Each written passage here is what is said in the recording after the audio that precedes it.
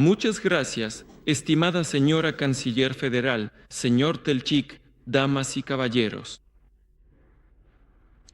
Estoy muy agradecido por la invitación a esta conferencia tan representativa que ha reunido a políticos, militares, empresarios y expertos de más de 40 países del mundo.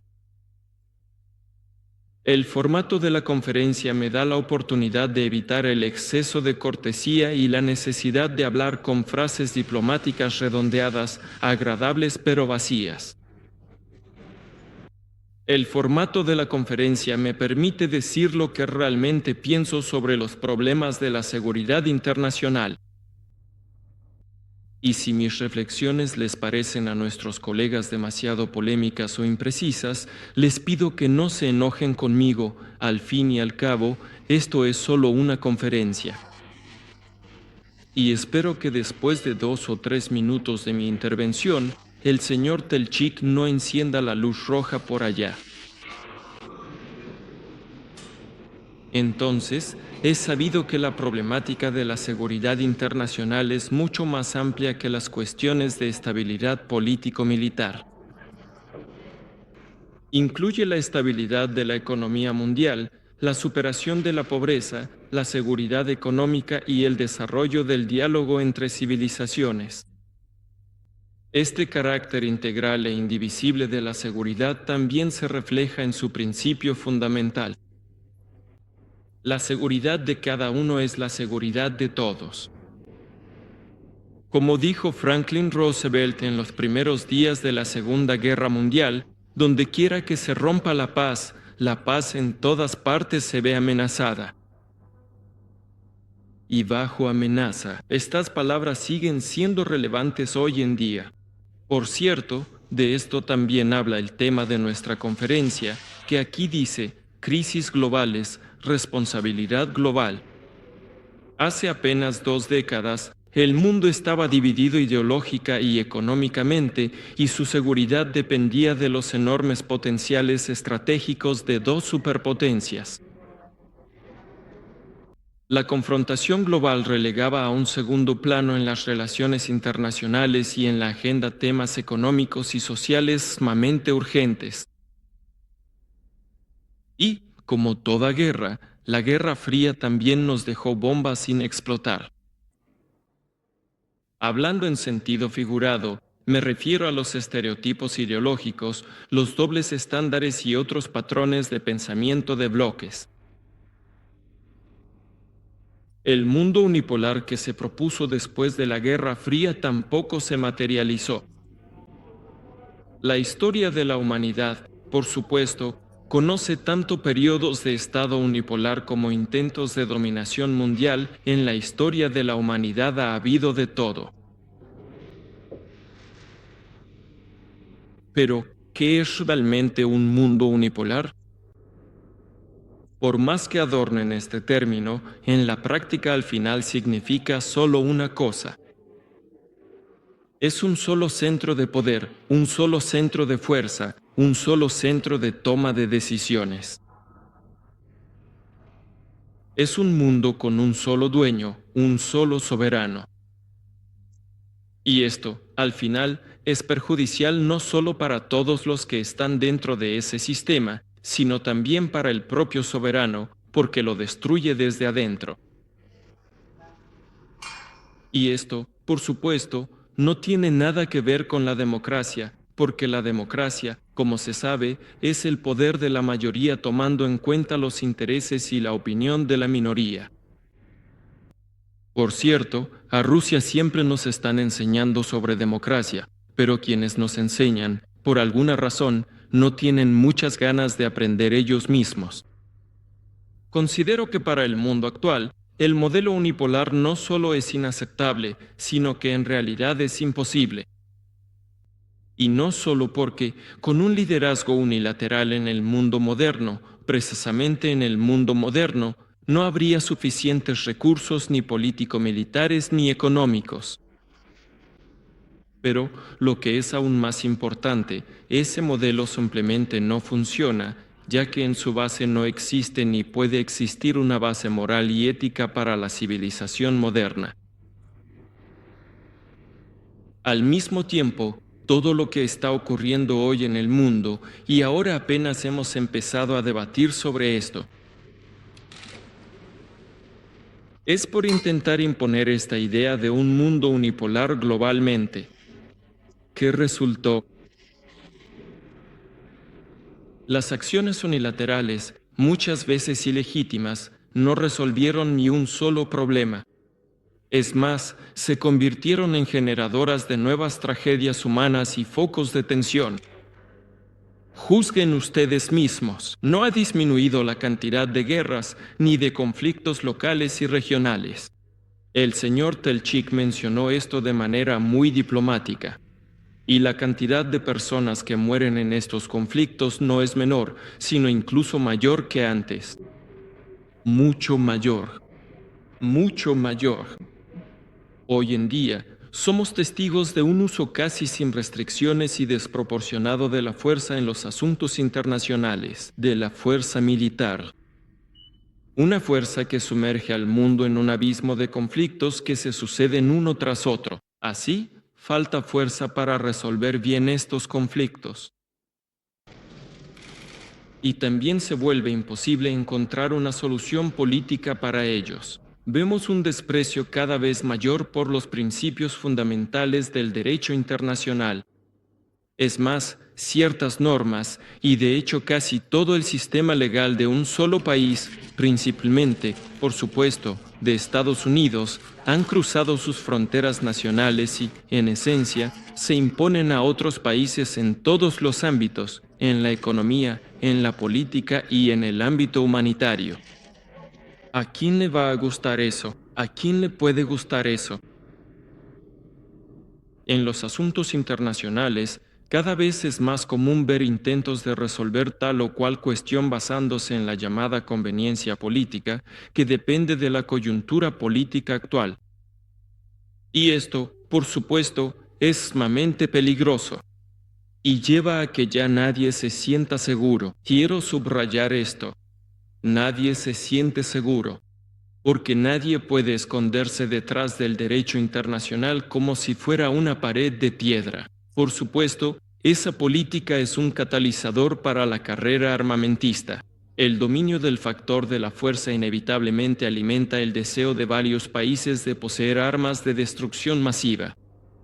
Además, han surgido amenazas completamente nuevas que antes ya se conocían, pero hoy en día adquieren un carácter global, como el terrorismo. Estoy convencido de que hemos llegado a un punto crucial en el que debemos reflexionar seriamente sobre toda la arquitectura de la seguridad global. Y aquí es necesario partir de la búsqueda de un equilibrio razonable entre los intereses de todos los actores de la comunidad internacional. Aún más ahora, cuando el panorama internacional está cambiando de manera tan notable y tan rápida debido al desarrollo dinámico de varios países y regiones. La señora Canciller Federal ya mencionó esto. Por ejemplo, el PIB combinado de la India y China, medido por paridad de poder adquisitivo, ya es mayor que el de los Estados Unidos de América. Y calculando el PIB de los países del grupo BRIC, Brasil, Rusia, India y China, bajo el mismo principio, supera el PIB total de la Unión Europea. Y según estimaciones de expertos, en un futuro histórico previsible, esta diferencia solo seguirá aumentando. No cabe duda de que el potencial económico de los nuevos centros de crecimiento mundial inevitablemente se convertirá en influencia política y fortalecerá la multipolaridad. En este sentido, el papel de la diplomacia multilateral adquiere una importancia mucho mayor. La apertura, la transparencia y la previsibilidad en la política son imprescindibles y el uso de la fuerza debe ser realmente una medida excepcional, al igual que la aplicación de la pena de muerte en los sistemas legales de algunos países. Sin embargo, hoy en día observamos lo contrario, países donde la pena de muerte está prohibida incluso para asesinos y otros delincuentes peligrosos.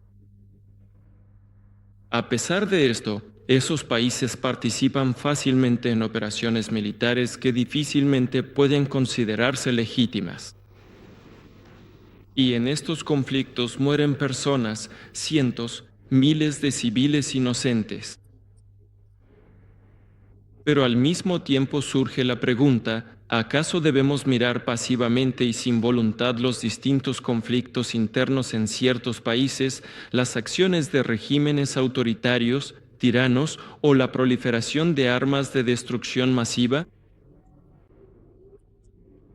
De hecho, esto es la base de la pregunta que le hizo el señor Lieberman, nuestro estimado colega, al canciller federal. ¿Entendí bien su pregunta? Y, por supuesto, es una pregunta seria. ¿Podemos mirar indiferentes lo que está sucediendo? Voy a intentar responder también a su pregunta. Por supuesto que no debemos mirar con indiferencia. Por supuesto que no.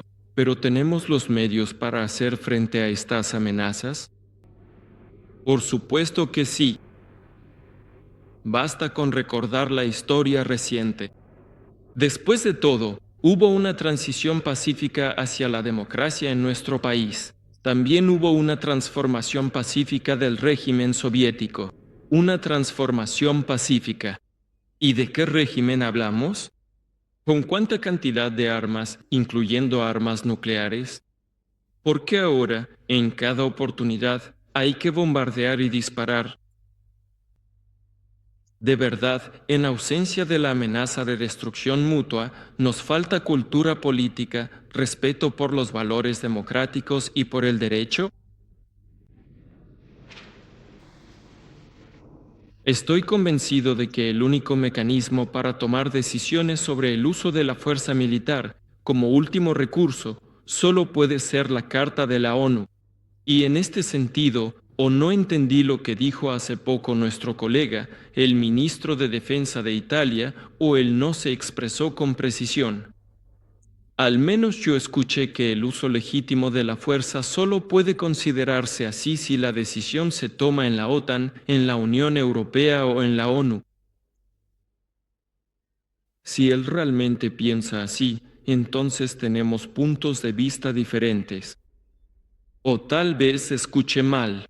Solo se puede considerar legítimo el uso de la fuerza si la decisión se toma sobre la base y en el marco de la ONU, y no hay que sustituir a la Organización de las Naciones Unidas ni por la OTAN ni por la Unión Europea.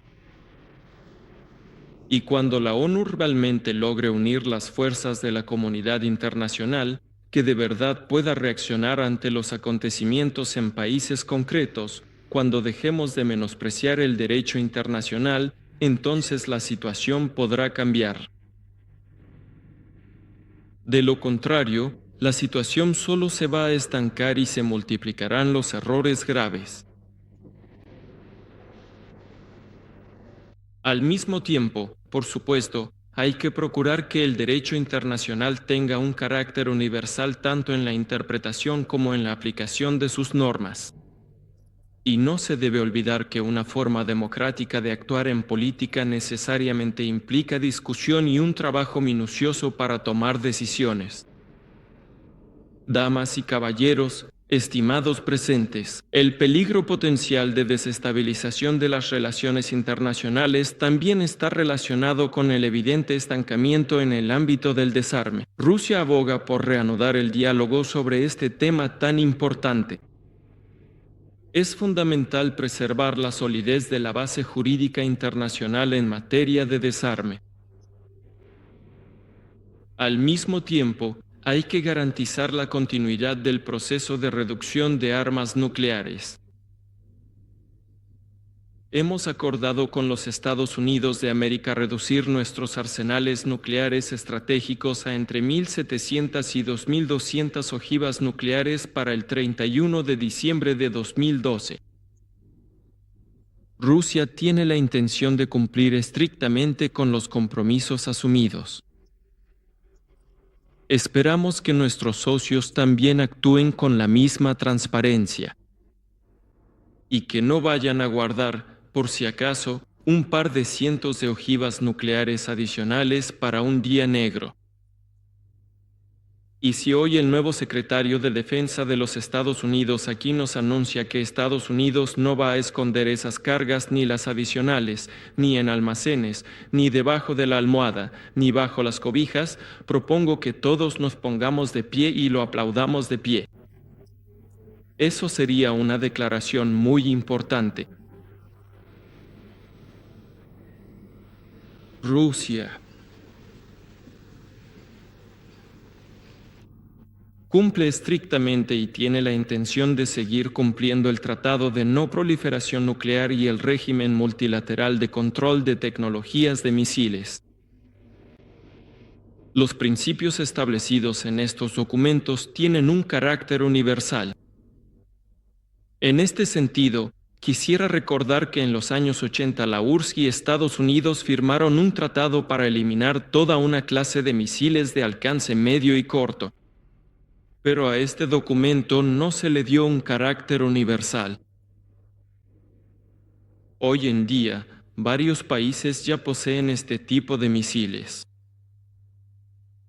La República Popular Democrática de Corea, la República de Corea, India, Irán, Pakistán, Israel. Muchos otros países del mundo están desarrollando estos sistemas y planean incorporarlos a su arsenal. Y solo Estados Unidos y Rusia tienen la obligación de no crear este tipo de sistemas de armamento. Está claro que, en estas condiciones, nos vemos obligados a pensar en garantizar nuestra propia seguridad. Al mismo tiempo, no se puede permitir la aparición de nuevos tipos de armas desestabilizadoras y de alta tecnología. Ya ni hablar de las medidas para prevenir nuevas áreas de confrontación, especialmente en el espacio. La guerra de las galaxias, como se sabe, ya no es ciencia ficción, sino una realidad. Ya a mediados de los años 80, nuestros socios estadounidenses realizaron en la práctica la interceptación de su propio satélite. Según la opinión de Rusia, la militarización del espacio puede provocar consecuencias impredecibles para la comunidad mundial, no menos que el inicio de la era nuclear, y en más de una ocasión hemos presentado iniciativas dirigidas a evitar la presencia de armas en el espacio. Hoy quisiera informarles que hemos preparado un proyecto de tratado para prevenir el despliegue de armas en el espacio exterior. En un futuro cercano será enviado a nuestros socios como una propuesta oficial. Trabajemos juntos en esto. Tampoco podemos dejar de preocuparnos por los planes de desplegar elementos del sistema de defensa antimisiles en Europa. ¿Quién necesita otra ronda de la inevitable carrera armamentista en este caso? Dudo mucho que los propios europeos la quieran. Ningún país llamado problemático posee armas de misiles que realmente amenacen a Europa con un alcance de unos 5 a 8 mil kilómetros. Y en el futuro previsible tampoco aparecerán, ni siquiera se prevé que existan.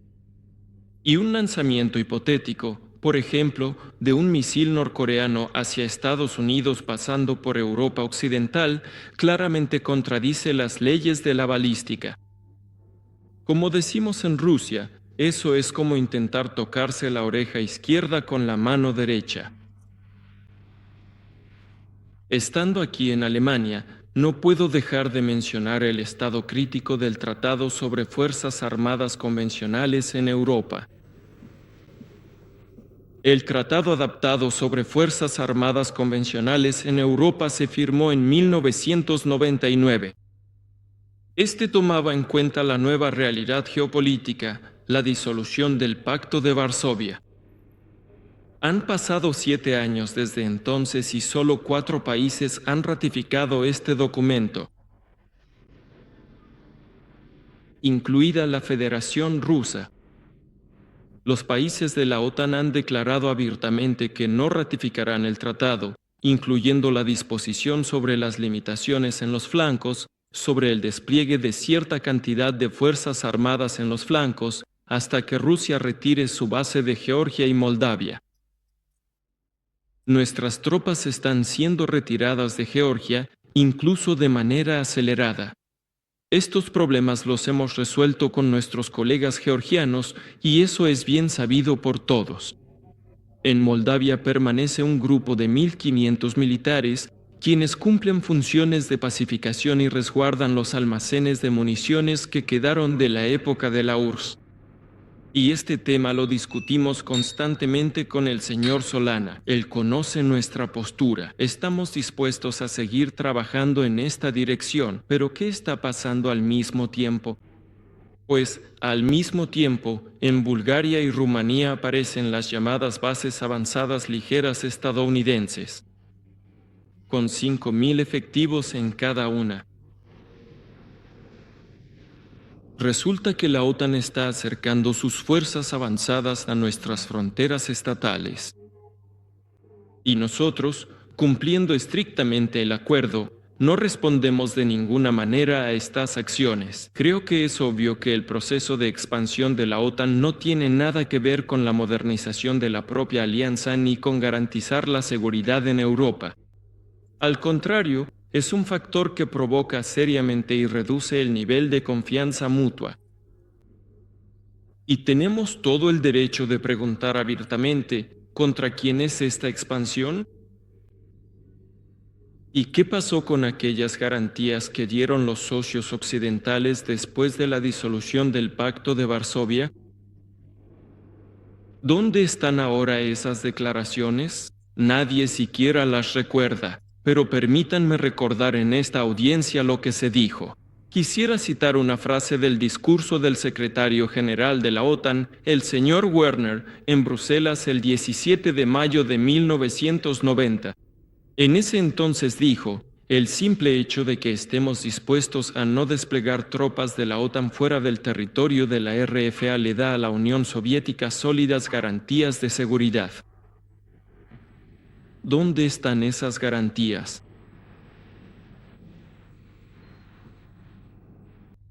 Las piedras y los bloques de concreto del muro de Berlín hace mucho que se convirtieron en souvenirs. Pero no se puede olvidar que su caída fue posible, entre otras cosas, gracias a la elección histórica de nuestro pueblo, el pueblo de Rusia, una elección a favor de la democracia y la libertad, la apertura y una asociación sincera con todos los miembros de la gran familia europea. Ahora, en cambio, intentan imponernos nuevas líneas divisorias, nuevos muros, aunque sean virtuales, pero que de todos modos dividen y cortan nuestro continente común. ¿De verdad será necesario otra vez esperar muchos años y décadas el cambio de varias generaciones de políticos para desmontar y desmantelar estos nuevos muros? Distinguidas damas y caballeros, nosotros apoyamos de manera clara el fortalecimiento del régimen de no proliferación. La base jurídico internacional existente permite crear tecnologías para la producción de combustible nuclear con fines pacíficos. Y muchos países, con toda razón, quieren desarrollar su propia energía nuclear como base de su independencia energética. Pero también entendemos que estas tecnologías pueden transformarse rápidamente para la obtención de materiales con fines bélicos. Esto genera una seria tensión internacional. Un claro ejemplo de esto es la situación con el programa nuclear iraní. Si la comunidad internacional no encuentra una solución razonable a este conflicto de intereses, el mundo seguirá enfrentando crisis desestabilizadoras como esta. Porque hay más países al borde de convertirse en potencias nucleares que solo Irán. Y nosotros lo sabemos bien, seguiremos enfrentándonos constantemente a la amenaza de la proliferación de armas de destrucción masiva. El año pasado, Rusia propuso la iniciativa de crear centros multinacionales para el enriquecimiento de uranio. Estamos abiertos a que estos centros se establezcan no solo en Rusia, sino también en otros países donde exista energía nuclear pacífica de manera legítima. Los países que deseen desarrollar la energía nuclear podrían recibir combustible de manera garantizada a través de su participación directa en el funcionamiento de estos centros, por supuesto, bajo el estricto control del OIEA. Las últimas iniciativas del presidente de los Estados Unidos, George Bush, también están en sintonía con la propuesta rusa. Considero que Rusia y Estados Unidos están, de manera objetiva y en igual medida, interesados en endurecer los regímenes de no proliferación de armas de destrucción masiva y sus medios de entrega. Precisamente nuestros países, que son líderes en potencial nuclear y de misiles, deben también ser líderes en el desarrollo de nuevas y más estrictas medidas en el ámbito de la no proliferación. Rusia está lista para trabajar en ello. Estamos llevando a cabo consultas con nuestros amigos estadounidenses. En general, se trata de crear todo un sistema de palancas políticas y estímulos económicos. Estímulos que hagan que los países estén interesados en no crear sus propias capacidades para el ciclo de combustible nuclear, pero que al mismo tiempo tengan la posibilidad de desarrollar la energía nuclear, fortaleciendo así su potencial energético. En este sentido, me detendré con más detalle en la cooperación energética internacional. La señora Canciller Federal también mencionó brevemente este tema. En el ámbito energético, Rusia se orienta hacia la creación de principios de mercado comunes para todos y condiciones transparentes. Es evidente que el precio de los portadores de energía debe ser determinado por el mercado y no ser objeto de especulaciones políticas, presión económica o chantaje. Estamos abiertos a la cooperación. Las empresas extranjeras participan en nuestros proyectos energéticos más grandes. Según diversas estimaciones, hasta el 26% de la producción de petróleo en Rusia corresponde a capital extranjero. Traten de darme un ejemplo de una presencia tan amplia de negocios rusos en sectores clave de la economía de los países occidentales. No existen tales ejemplos. No hay ejemplos así. También quiero recordarles la proporción de inversiones que llegan a Rusia y las que salen de Rusia hacia otros países del mundo. La proporción es aproximadamente de 15:1. Aquí tienen un ejemplo claro de la apertura y estabilidad de la economía rusa. La seguridad económica es un ámbito en el que todos deben seguir los mismos principios. Estamos listos para competir de manera justa. Para esto, la economía rusa cada vez tiene más oportunidades. Esta dinámica es evaluada objetivamente tanto por expertos como por nuestros socios extranjeros. Recientemente, la calificación de Rusia fue elevada en la OCDE. De la cuarta categoría de riesgo, nuestro país pasó a la tercera. Y quisiera, aprovechando la ocasión aquí hoy en Múnich, agradecer a nuestros colegas alemanes por su apoyo en la adopción de la decisión mencionada.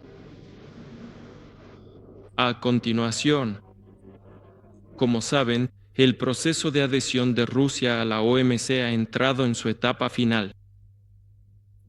Cabe señalar que durante las largas y difíciles negociaciones, escuchamos muchas palabras sobre la libertad de comercio y la igualdad de oportunidades, pero curiosamente, solo en relación con nuestro mercado, el mercado ruso. Otro tema importante que influye directamente en la seguridad global. Hoy se habla mucho sobre la lucha contra la pobreza. ¿Qué está pasando realmente aquí? Por un lado, se asignan recursos financieros a los programas de ayuda para los países más pobres y a veces no son recursos pequeños. Pero, siendo sinceros, y muchos aquí también lo saben, muchas veces esos fondos terminan siendo aprovechados por las propias empresas de los países donantes. Pero al mismo tiempo, por otro lado, en los países desarrollados se mantienen los subsidios en la agricultura, se limita el acceso de otros a las tecnologías avanzadas y vamos a llamar las cosas por su nombre. Resulta que, con una mano, se reparte ayuda caritativa, pero con la otra no solo se mantiene el atraso económico, sino que además se obtiene ganancia. Las tensiones sociales que surgen en estas regiones deprimidas inevitablemente se traducen en un aumento del radicalismo, el extremismo, alimentan el terrorismo y los conflictos locales. Y si todo esto, además, ocurre, digamos, en Medio Oriente, en un contexto donde la percepción del mundo exterior es especialmente de injusticia, entonces surge el riesgo de una desestabilización global. Es evidente que los principales países del mundo deben ver esta amenaza y, en consecuencia, construir un sistema de relaciones económicas globales más democrático y justo. Un sistema que le dé a todos la oportunidad y la posibilidad de desarrollarse. Al hablar en una conferencia sobre seguridad, estimadas damas y caballeros, no se puede dejar de mencionar la labor de la Organización para la Seguridad y la Cooperación en Europa. Como es sabido, fue creada para abordar todos, y lo subrayo, todos los aspectos de la seguridad. Aspectos político-militares, económicos y humanitarios, y además en su interrelación. ¿Qué vemos hoy en la práctica? Vemos que este equilibrio está claramente roto. Se intenta convertir a la OCE en una herramienta vulgar para garantizar los intereses de política exterior de uno o un grupo de países en relación con otros países. Y para este propósito también adaptaron el aparato burocrático de la OCE, que no tiene absolutamente ninguna relación con los estados y fundadores. Adaptaron para este fin los procedimientos de toma de decisiones y el uso de las llamadas organizaciones no gubernamentales, formalmente, sí, independientes, pero financiadas de manera dirigida, lo que significa que están bajo control.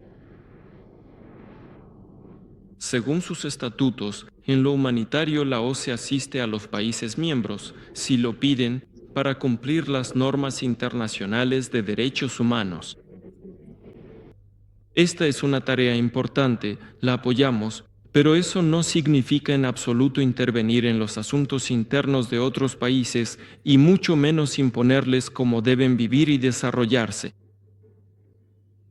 Es evidente que tal intervención en nada contribuye al surgimiento de estados verdaderamente democráticos y, por el contrario, los hace dependientes y, como consecuencia, inestables tanto política como económicamente. Confiamos en que la OCE se guíe por sus tareas directas y construya relaciones con los estados soberanos sobre la base del respeto, la confianza y la transparencia. Damas y caballeros, para concluir, quisiera señalar lo siguiente. Muy a menudo, y personalmente yo también lo escucho con frecuencia, nuestros socios, incluidos los socios europeos, nos llaman a que Rusia juegue un papel cada vez más activo en los asuntos mundiales. En este sentido, permítanme hacer una pequeña observación. Difícilmente necesitamos que nos empujen o nos motiven para hacer esto.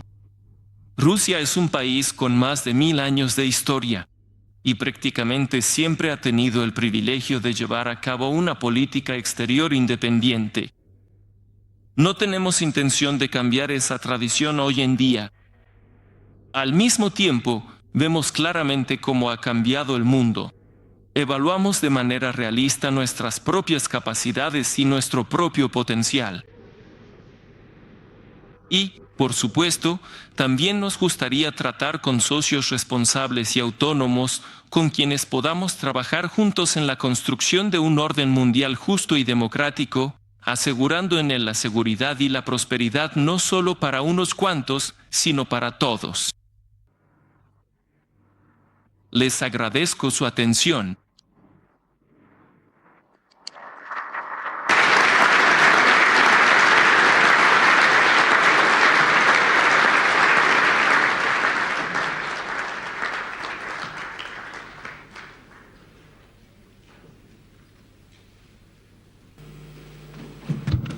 Señor presidente, muchas gracias por su intervención, que considero muy importante.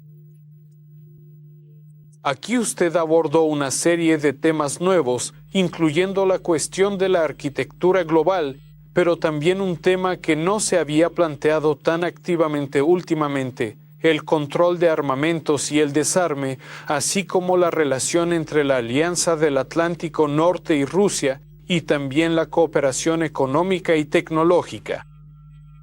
Creo que todos los presentes consideramos como algo muy importante el hecho de que usted estuviera aquí y se dirigiera a nosotros. Le pido, señor presidente, que responda a las preguntas que se le plantearán. Ya han llegado varias preguntas. El señor Merkel, representante del Bundestag alemán por la fracción del SPD, es el primero en mi lista.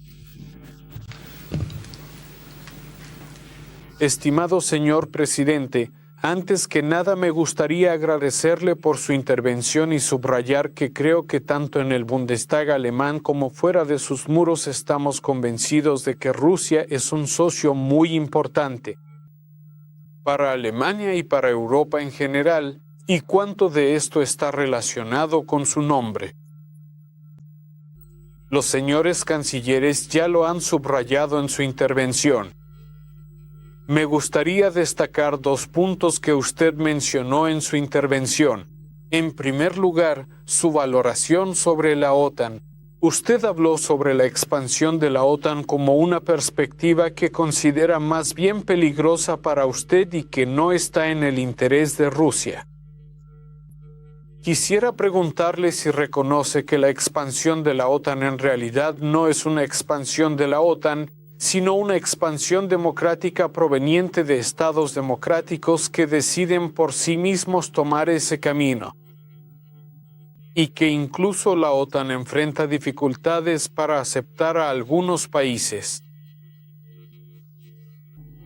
¿Reconoce usted que Rusia, desde el lado occidental, desde su frontera occidental, podría sentirse más segura que antes gracias a la decisión de la OTAN?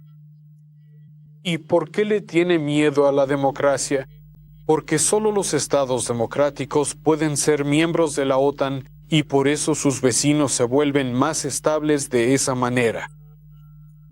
Y el desarrollo de los medios de comunicación.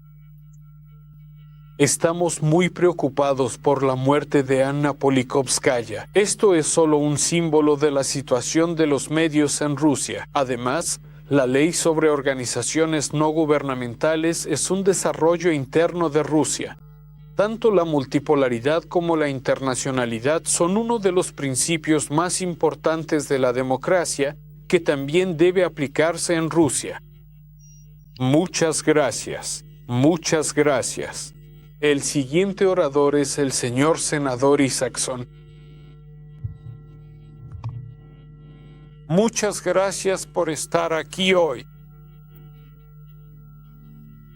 Quisiera decir que, por supuesto, consideramos la Guerra Fría como un distanciamiento de las armas nucleares, pero por otro lado ha crecido la amenaza del terrorismo. ¿No cree usted que los almacenes de armas de destrucción masiva están suficientemente protegidos? ¿No existe aquí algún peligro? Muchas gracias.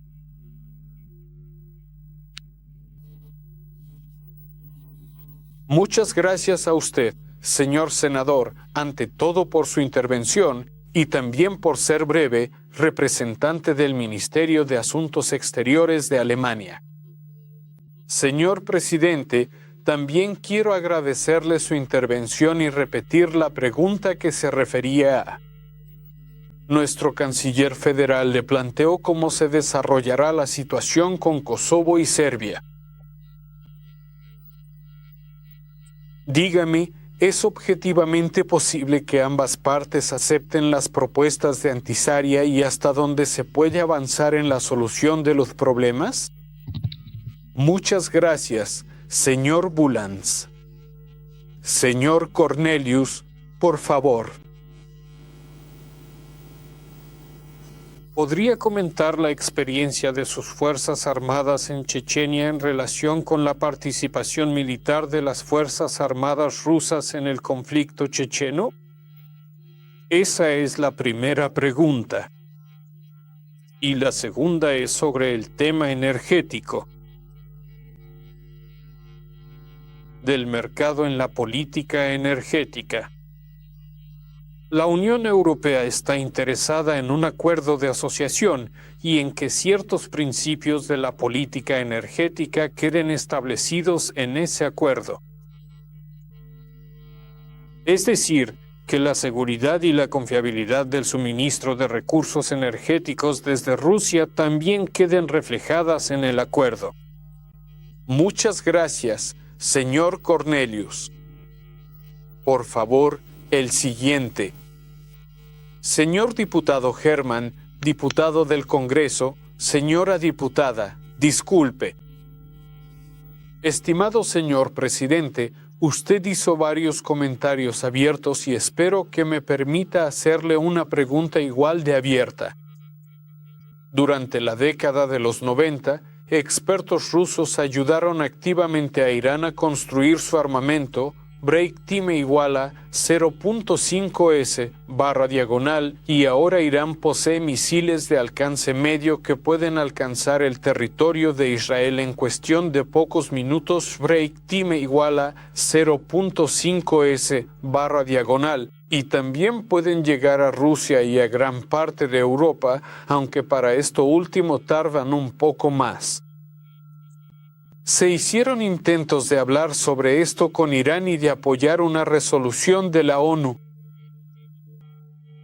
Pero Irán sigue adelante con sus esfuerzos para desarrollar su programa nuclear. Mi pregunta es, ¿qué esfuerzos ha hecho Rusia para reducir estos riesgos que perciben tanto la ONU como varios países del mundo, para disminuir estas amenazas? Damas y caballeros, lamentablemente no puedo aceptar más preguntas, ya que tenemos bastantes preguntas pendientes. Entonces, señor Calliope, editor del periódico Seid. Estimado señor presidente, espero poder decir que aquí, en la 43ª conferencia, podría haberse declarado una segunda guerra fría, pero eso no sucedió. Y considero que es necesario ejercer presión sobre Irán y, al mismo tiempo, crear incentivos positivos para Irán. Ahora, la pregunta. Creo que Rusia está impidiendo ejercer una presión clara sobre Irán en forma de sanciones. Esa es mi impresión. Y el segundo punto es el suministro de armas de alta tecnología a Irán. Rusia, tal vez, de ninguna manera apoya a Irán en ceder, por así decirlo, a la presión de la comunidad internacional. ¿Cómo evalúa usted esta cuestión? Muchas gracias, señor Ioffe, señor senador Akaya. Por favor. Muchas gracias, señor presidente. Yo también quisiera agradecerle por un discurso tan abierto y decir unas palabras sobre el control de armamentos. Quiero subrayar que Estados Unidos no ha desarrollado misiles de importancia estratégica desde hace décadas. Usted ha criticado abiertamente a Estados Unidos por sus diversas acciones militares Break Time igual a 0.5S/diagonal y dijo que una acción militar solo puede ser legítima si cuenta con el respaldo oficial y explícito de la ONU. Pero debo decir que así fue tanto en Irak como en Kosovo. No fue un consentimiento oficial de la ONU, pero la mayoría de la ONU se pronunció a favor de esa acción militar.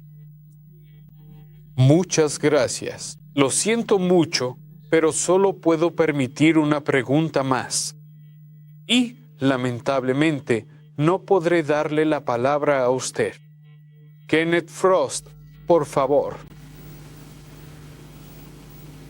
Señor presidente, soy Kenneth Frost de Human Rights Watch. Usted habló sobre los peligros de un mundo unipolar. Pero la decisión. ¿Usted considera que esto llevará a decisiones equivocadas y a la violación de soberanías? Volvamos la mirada hacia Rusia. Vemos un gobierno unipolar en Rusia, donde varios centros de influencia se ven obligados a unirse a ese gobierno unipolar. Esto incluye a los negocios, la Duma y los medios de comunicación. Es decir, es un gobierno unipolar.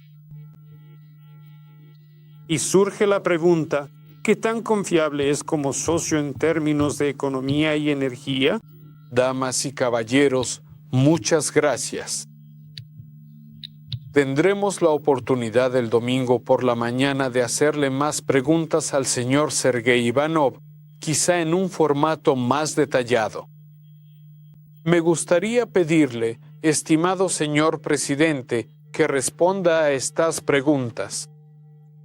Sé que son preguntas muy importantes y muy complejas. Gracias por preguntar, qué interesante, lástima el tiempo. Con mucho gusto tendría una discusión individual con cada uno de ustedes. Me gusta eso, lo disfruto. Voy a empezar con la última pregunta sobre la unipolaridad del gobierno ruso. En el gobierno ruso actualmente están representados el Partido Comunista de la Federación Rusa, el Partido Rusia Unida, el Partido Liberal Democrático, así como otras fuerzas políticas que, en lo fundamental, tienen puntos de vista básicos y fundamentales muy diferentes entre sí. Si no lo saben, hablen con la dirección del Partido Comunista de la Federación Rusa y luego con el líder de nuestros liberales demócratas, el señor Zhirinovsky, y verán de inmediato la diferencia. Si ahora no lo ven, hablen con ellos. No hay ningún problema en venir a Moscú y platicar.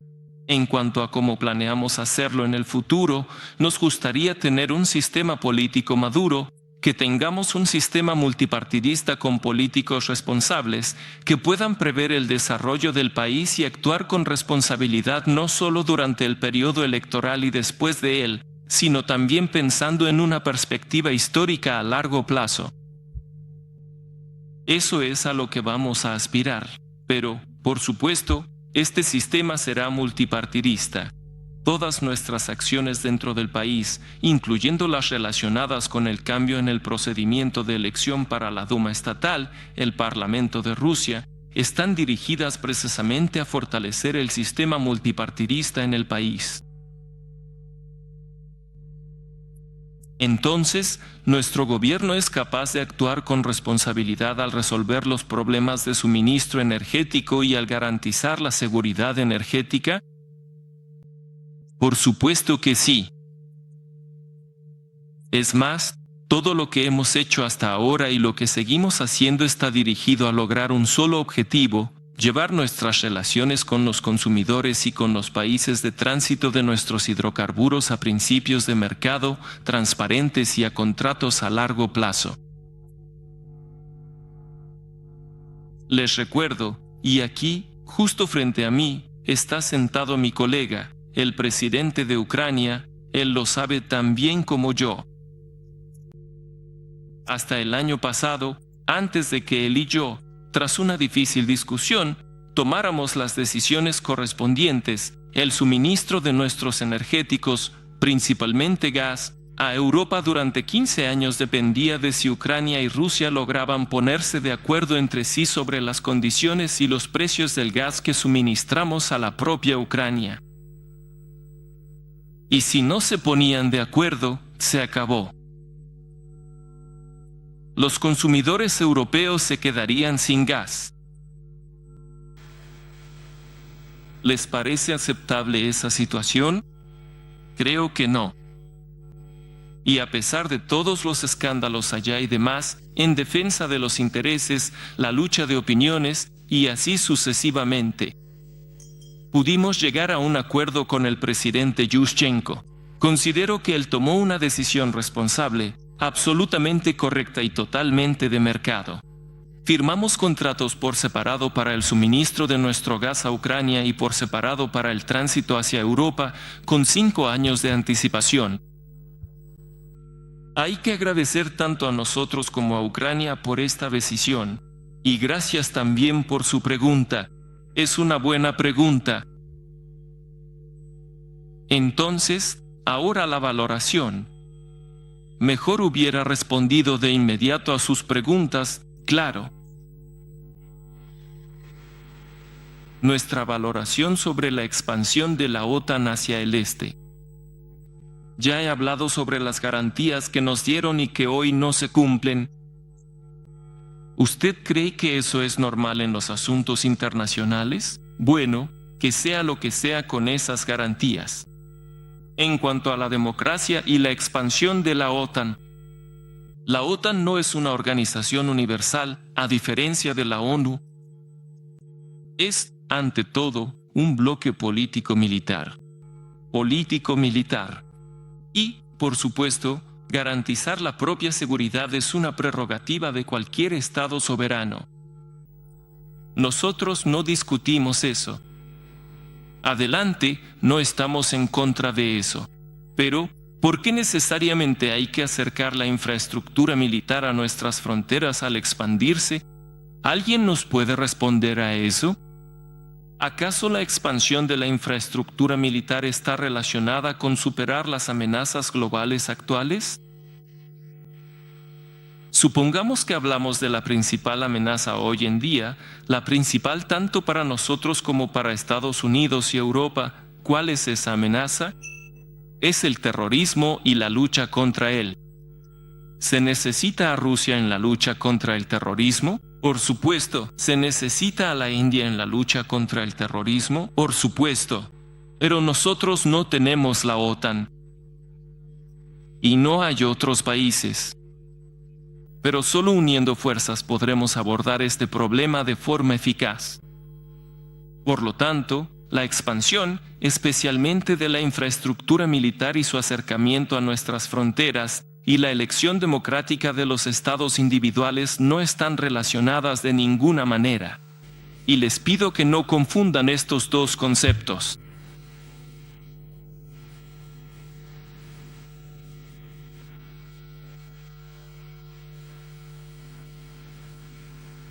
Yo personalmente he garabateado tanto aquí que ni siquiera puedo descifrar lo que escribí. Bueno, me parece muy bien, entonces voy a ir respondiendo a lo que yo mismo pueda leer a break time igual a 0.5s/diagonal, y si me salto alguna pregunta, por favor recuérdenmela. Sí, lo que suceda en Kosovo, en Serbia, solo lo pueden saber los kosovares y los serbios. Y no decidamos por ellos cómo van a organizar su vida. No hay que hacerse pasar por Dios y resolver todos los problemas de todos los pueblos. Nosotros solo podemos crear condiciones y ayudar a la gente a entender sus propios problemas. Crear condiciones, actuar como garantes de ciertos acuerdos. Pero no hay que imponerles esos acuerdos, porque si no, vamos a llevar la situación a un callejón sin salida. Si alguno de los participantes en este proceso tan complicado entre estos pueblos se siente ofendido o humillado, esto se va a arrastrar por siglos. Solo vamos a llevar el problema a un callejón sin salida. ¿Y en qué consiste nuestra postura? Nuestra postura es que vamos a seguir precisamente este principio. Y si vemos que una de las partes claramente no está satisfecha con las formas propuestas para resolver la situación, no vamos a apoyar esa solución. No entendí muy bien a qué se refería cuando preguntó sobre la experiencia de nuestros militares en Chechenia. La experiencia no fue agradable, pero sí muy grande. Si le interesa la situación general en Chechenia, puedo decirle que ahora ahí se ha elegido un parlamento, un presidente, hay un gobierno en funciones, todos los órganos de poder y administración están formados y prácticamente todas las fuerzas políticas de Chechenia están involucradas en el trabajo de la República. Por ejemplo, puedo decirle que actualmente un miembro del Parlamento en Chechenia es el exministro de Defensa en el gobierno de Mashhadov. Y tomamos toda una serie de decisiones que permitieron a los excombatientes regresar no solo a una vida normal, sino incluso a la vida política en la República. Así que hoy preferimos actuar ahí por medios económicos y políticos, transfiriendo prácticamente, casi al 100%, la responsabilidad de la seguridad a manos del propio pueblo checheno. Porque las fuerzas del orden que se han formado ahí están compuestas casi al 100% por ciudadanos locales, por quienes residen permanentemente en Chechenia, por chechenos. En cuanto al Líbano, tampoco entendí muy bien a qué se refiere, pero sí, como confirmación de que la situación conocida se desarrolló tal como la acabo de describir, también lo demuestra el hecho de que enviamos al Líbano a nuestros ingenieros militares para reconstruir puentes e infraestructura que fue destruida durante el conflicto con Israel. Y a estos ingenieros los protegían unidades militares completamente integradas por soldados de Chechenia y chechenos por nacionalidad. Partimos de la idea de que nuestros militares tendrían que trabajar en zonas habitadas por musulmanes y que si el contingente encargado de proteger a nuestros soldados también estaba compuesto por musulmanes, no habría ningún problema con eso. Y no nos equivocamos, de hecho, la población local recibió a nuestros ingenieros militares con mucho cariño.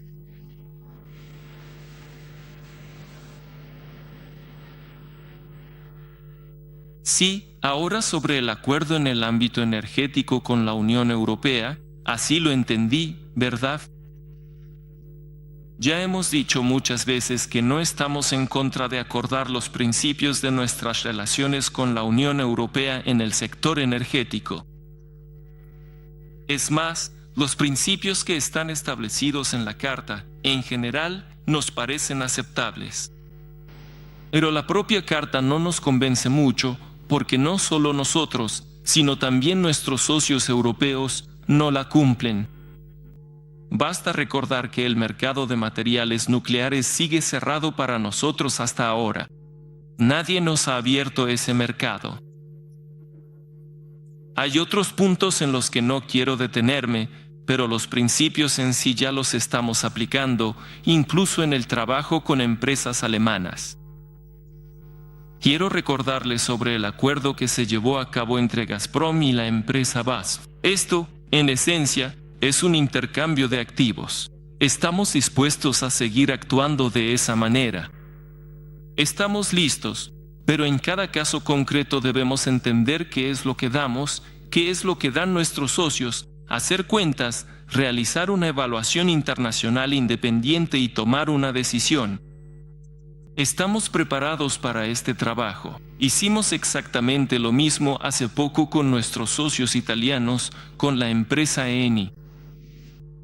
No solo firmamos con ellos un acuerdo de suministro hasta el año 2035, si no me equivoco, sino que también ahí se trata de un intercambio de activos. Ahora estamos estudiando lo mismo, una opción similar de cooperación con nuestros amigos ucranianos. Este proceso está en marcha. ¿Vale la pena incluir estos principios en un posible futuro acuerdo fundamental entre Rusia y la Unión Europea?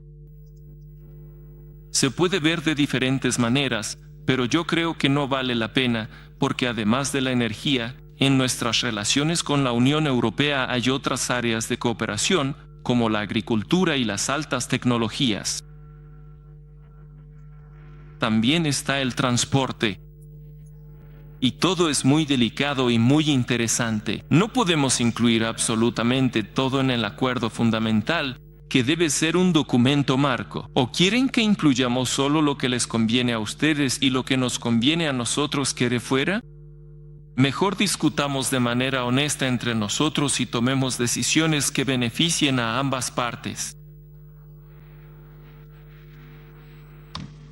En los años 90, ¿Rusia ayudó a Irán en la creación de tecnología de misiles? Usted me hizo esa pregunta. Hoy los iraníes quieren equipar esos misiles con ojivas nucleares, tienen misiles que pueden alcanzar Europa. ¿Qué va a hacer Rusia respecto al programa nuclear iraní? Primero que nada, no tengo información de que en los años 90 Rusia haya ayudado a Irán en la creación de sus propias tecnologías de misiles. Ahí actuaron de manera muy activa otros países, incluyendo que las tecnologías llegaban por diferentes canales. Y tenemos pruebas de eso. En su momento, yo se las entregué directamente al presidente de Estados Unidos. Y las tecnologías llegan tanto de Europa como de países asiáticos. Así que Rusia no tiene nada que ver aquí, se lo aseguro. Rusia es la que menos está involucrada en esto. La que menos, si es que está involucrada de alguna manera. En ese tiempo yo todavía trabajaba en San Petersburgo, pero nosotros no nos dedicábamos a eso. Se lo puedo asegurar. Probablemente, ya sabe, a nivel de negocios pudo haber pasado algo. Ahí teníamos especialistas que se capacitaban en institutos y cosas así. Y nosotros, a petición y con la información de nuestros socios estadounidenses, reaccionamos de manera contundente, de inmediato y con firmeza. Pero esa misma reacción de parte de otros socios, incluyendo los europeos, no la vimos. Es más, no sé si lo saben o no, pero deberían saberlo. Desde Estados Unidos todavía llega equipo militar y equipo especial. Hasta el día de hoy. Hasta el día de hoy siguen llegando desde los arsenales de las Fuerzas Armadas, desde el Pentágono, repuestos para aviones F-14.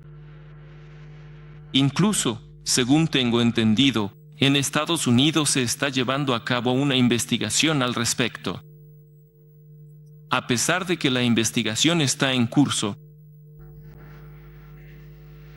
de la frontera se llevaron esas piezas de repuesto y las devolvieron, y después de un tiempo, según la información que tengo, si no es precisa, verifíquenla, otra vez en la frontera detuvieron las mismas cargas, incluso con la etiqueta de evidencia material. Saben, realmente es difícil detener ese flujo. Hay que actuar en conjunto. Entonces, sobre el tema de que Irán tiene un misil que amenaza a Europa. Están equivocados. Hoy en día Irán, aquí está el señor Gates, que seguramente sabe esta información con más precisión que yo y nuestro ministro de Defensa. Irán hoy tiene un misil con un alcance de 2.000 kilómetros. 1.600 a 1.700 kilómetros. Eso es todo. Calculen cuántos kilómetros hay desde la frontera de Irán hasta Múnich. Irán no tiene misiles de ese tipo. Apenas están planeando desarrollar uno de 2.400 kilómetros. Y ni siquiera se sabe si podrán lograrlo tecnológicamente, pero ya con 4, 5, 6.000 kilómetros, Creo que esto simplemente requiere una economía diferente, incluso, así que es muy improbable, y Irán no representa una amenaza para Europa. En cuanto a la posibilidad de que coloquen cargas nucleares, no disponemos de esa información. Las colocarán en ojivas nucleares. No disponemos de esa información. Por ejemplo, Corea del Norte realizó una prueba de un artefacto nuclear. Los iraníes nos dicen todo el tiempo que su programa nuclear tiene fines pacíficos. Pero estoy de acuerdo con usted.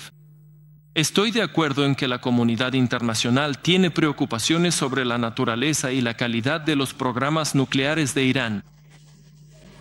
Y el señor El-Baradei expresó recientemente estas preocupaciones, creo que en 6 o 7 puntos. Y le digo, aquí también estoy de acuerdo con usted. Y no entiendo por qué. La parte iraní hasta ahora no ha respondido de manera positiva y constructiva a estas preocupaciones ni a la propuesta de El-Baradei para resolverlas. Eso tampoco lo entiendo, igual que usted. ¿Qué vamos a hacer? Creo que juntos debemos armarnos de paciencia y trabajar con cuidado. Sí, correcto, creando tanto incentivos como demostrando a los líderes iraníes que es mucho mejor cooperar con la comunidad internacional que enfrentarse a ella.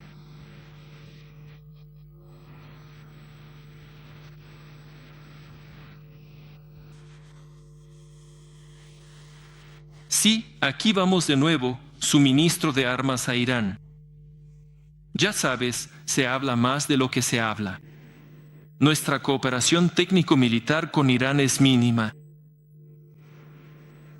Lo mínimo indispensable. Ahí está calculado, no sé qué números.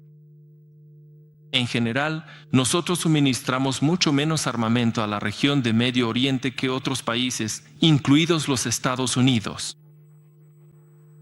Muchísimo menos, no hay comparación. Hemos entregado allí un sistema de defensa antiaérea. Recientemente, es cierto, de alcance medio, de unos 30 a 50 kilómetros aproximadamente. Eso es verdad. ¿Por qué hacemos esto? ¿Por qué lo hicimos?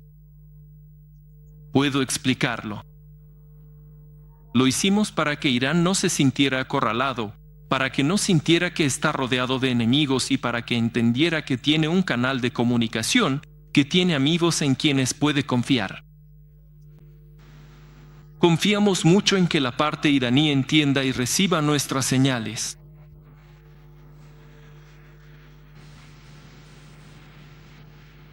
Entonces, sobre nuestras armas en Líbano y en la Franja de Gaza.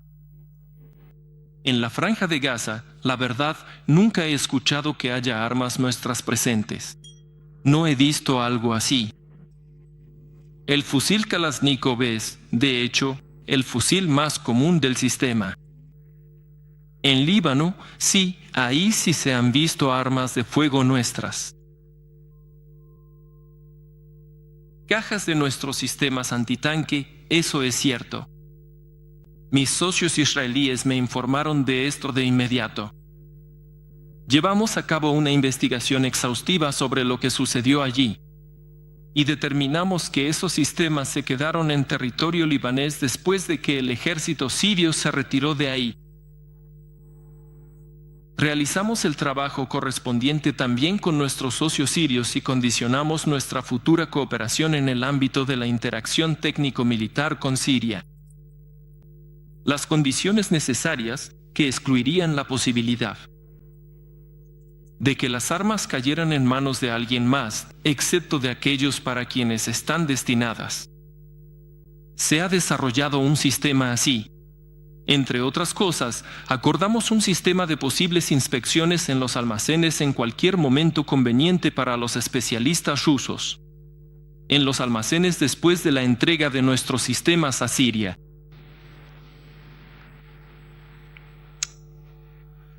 Estados Unidos no desarrolla armas estratégicas, pero Rusia sí las desarrolla.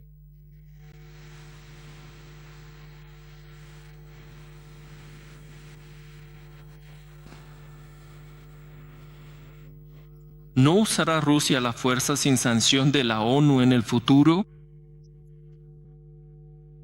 Y Rusia está desarrollando un sistema de armas estratégicas. Excelente pregunta. Maravillosa. Le estoy muy agradecido por ella. Esto me da la oportunidad de mostrar la esencia de los acontecimientos que están ocurriendo, a que le debemos en las últimas décadas. ¿Qué ocurre si decimos que hubo un enfrentamiento, pero que aún así no se produjo una guerra importante durante el periodo de confrontación entre dos superpotencias y dos sistemas? Estamos obligados. El equilibrio de poder se ha desplazado entre estas dos superpotencias. Existía un equilibrio y un temor a la destrucción mutua. Y una de las partes tenía miedo de dar un paso más sin consultar con la otra últimamente. Y. Era una paz frágil, por supuesto, y un poco aterradora. Pero, como se ha podido comprobar hoy, era bastante fiable. Hoy resulta que no es tan fiable. Sí, Estados Unidos. No desarrollen armas supuestamente ofensivas. En cualquier caso, el público no está al tanto de esto, aunque probablemente lo estén desarrollando. Pero ni siquiera vamos a preguntar sobre eso ahora. Sabemos que hay desarrollos en marcha, pero ahora vamos a hacer como si no supiéramos nada de eso. No están desarrollando nada, pero ¿qué sí sabemos? Sabemos que en Estados Unidos se está desarrollando activamente y ya se está implementando un sistema de defensa antimisiles. Sí, hoy en día no es eficaz, y no sabemos con certeza si algún día lo será. Pero, teóricamente, para eso se está creando. Entonces, de nuevo, hipotéticamente partimos de la idea de que llegará un momento en que la posible amenaza por parte de nuestras fuerzas nucleares será completamente neutralizada, es decir, las fuerzas nucleares actuales de Rusia. Y si eso sucede, significa que el equilibrio se romperá por completo y que una de las partes sentirá una seguridad total. Y eso significa que le da libertad de acción no solo en conflictos locales, sino, posiblemente, también en conflictos globales. Ahora mismo estamos discutiendo esto contigo. No quiero sospechar de nadie, ni acusar a nadie de ser agresivo. Pero el sistema de relaciones, al igual que las matemáticas, no tiene una dimensión personal. Y por supuesto, tenemos que reaccionar ante esto. ¿Cómo? O, igual que ustedes, construir un sistema antimisiles de varios miles de millones, un sistema de defensa antimisiles, o, teniendo en cuenta nuestras capacidades actuales, económicas y financieras, responder de manera asimétrica. Para que todos entiendan que sí, existe un sistema de defensa antimisiles, pero en relación con Rusia es inútil porque nosotros tenemos armas que lo superan fácilmente. Así que vamos a seguir ese camino. Eso es más barato para nosotros. Pero esto de ninguna manera está dirigido contra los propios Estados Unidos. Estoy completamente de acuerdo con. Si ustedes dicen que el sistema de defensa antimisiles no está dirigido contra nosotros, entonces nuestras nuevas armas tampoco están dirigidas contra ustedes. Y aquí estoy completamente de acuerdo con mi colega. Y amigo, no tengo miedo de decirlo, a pesar de todas las diferencias, considero al presidente de los Estados Unidos mi amigo. Es una persona decente. Sé que allá en Estados Unidos hoy le pueden echar la culpa de todo lo que pasa, tanto en la arena internacional como dentro del país. Pero sé que es una persona decente y con él se puede hablar y llegar a acuerdos. Bueno, entonces, cuando hablamos con él, él dice que parte de la idea de que Rusia y Estados Unidos nunca más serán como adversarios y enemigos. Estoy de acuerdo con él. Pero, repito una vez más, esta simetría y asimetría, aquí no hay nada personal. es simplemente un cálculo. Ahora, sobre si Rusia usará la fuerza militar sin sanción de la ONU. Siempre actuaremos estrictamente dentro del marco del derecho internacional. Y mi formación básica es jurídica, así que permítanme recordarles, tanto a mí como a mis colegas, que de acuerdo con la Carta de la ONU, en caso de realizar operaciones de mantenimiento de la paz, se requieren sanciones de la Organización de las Naciones Unidas, del Consejo de Seguridad de la ONU, en caso de realizar operaciones de mantenimiento de la paz. Pero en la Carta de la ONU también hay un artículo sobre el derecho a la autodefensa. Y en ese caso, ya no se necesitan sanciones.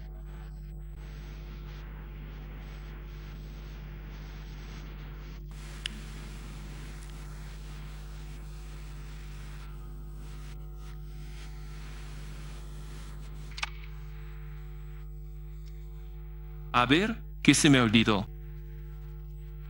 Derechos humanos, periodistas, caras, Anja, ¿y qué?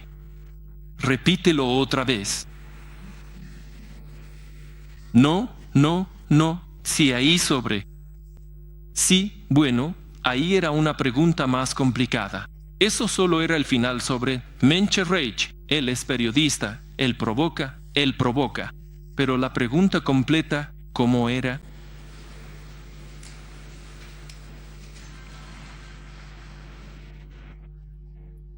En mi pregunta se trataba de la multipolaridad dentro de la propia Rusia como tal y sobre lo que respecta al escenario internacional en relación con Rusia. Estamos preocupados por la estabilidad en Rusia si no sigue estos principios. Y también nos preocupa el asesinato de periodistas, la libertad de los medios de comunicación y el miedo que existe en ese entorno. Esto es una señal importante en este sentido. Así que, estimadas damas y caballeros, lamentablemente ya tenemos que... Diré algo. ¿Dudas? Esa ya está. Cuando hablé sobre la composición del Parlamento ruso. Miren quiénes están representados ahí y cuáles son las posturas políticas de las personas que ocupan posiciones líderes en el Parlamento, los partidos legítimos. En cuanto a las organizaciones no gubernamentales, ellas trabajan activamente en Rusia. Sí, nosotros implementamos un nuevo sistema de registro para ellas. No se diferencia mucho del sistema de registro en otros países. Y hasta ahora no hemos visto ninguna observación por parte de las propias organizaciones no gubernamentales. Prácticamente a nadie se le ha negado el registro. Hay 2 o 3 casos por motivos puramente formales y esas organizaciones no gubernamentales están trabajando para corregir algunos puntos de sus estatutos y cosas así. En cuanto a cuestiones sustantivas o de fondo, no se le ha negado a nadie. Todos trabajan de la manera más activa posible y seguirán trabajando así. ¿Qué es lo que nos preocupa? Puedo decirlo, y creo que esto es claro para todos. Cuando estas organizaciones no gubernamentales son financiadas, en esencia, por gobiernos extranjeros, entonces, nosotros lo vemos como una herramienta de estados extranjeros para llevar a cabo su política respecto a nuestro país. Eso es lo primero. Y lo segundo, en todos los países existen ciertas reglas sobre el financiamiento, por ejemplo, de campañas electorales. El financiamiento se realiza a través de organizaciones gubernamentales. Vía ONGs llegan fondos públicos extranjeros. ¿A dónde llegaremos con esto? ¿Eso es una democracia normal o qué? Eso es financiamiento oculto para la sociedad. ¿Qué tiene eso de democrático? ¿Me lo pueden decir? No pueden y nunca lo dirán, porque eso no es democracia, es simplemente la influencia de un Estado sobre otro. Pero estamos interesados en que se desarrolle la sociedad civil dentro de Rusia para que critique al gobierno, lo cuestione, ayude al gobierno a identificar sus propios errores y corrija su política en beneficio de la gente. En esto, sin duda, estamos interesados y vamos a apoyar a la sociedad civil y a las organizaciones no gubernamentales. En cuanto a miedos y cosas así. Saben, hoy tenemos menos miedos que en muchos otros países, porque en los últimos años hemos cambiado radicalmente la situación en la economía y el bienestar de los ciudadanos. Todavía tenemos muchísimos problemas. Y tenemos muchísimos problemas sin resolver, incluyendo problemas relacionados con la pobreza. Y les digo que los miedos vienen principalmente de ahí. En cuanto a los periodistas, sí, es un gran y complejo problema. Y los periodistas mueren, no solo, por cierto, aquí en Rusia, sino también en otros países. La mayor cantidad de periodistas han muerto. ¿Dónde? Usted es especialista, probablemente puede decir en qué país han muerto más periodistas en el último, digamos, año o año y medio. En Irak es donde han muerto más periodistas. En cuanto a la tragedia en nuestro país, sin duda vamos a luchar de la manera más rigurosa contra estos fenómenos y castigaremos severamente a todos los criminales que intenten socavar la confianza en Rusia y desestabilizar nuestro sistema político. Gracias por su atención.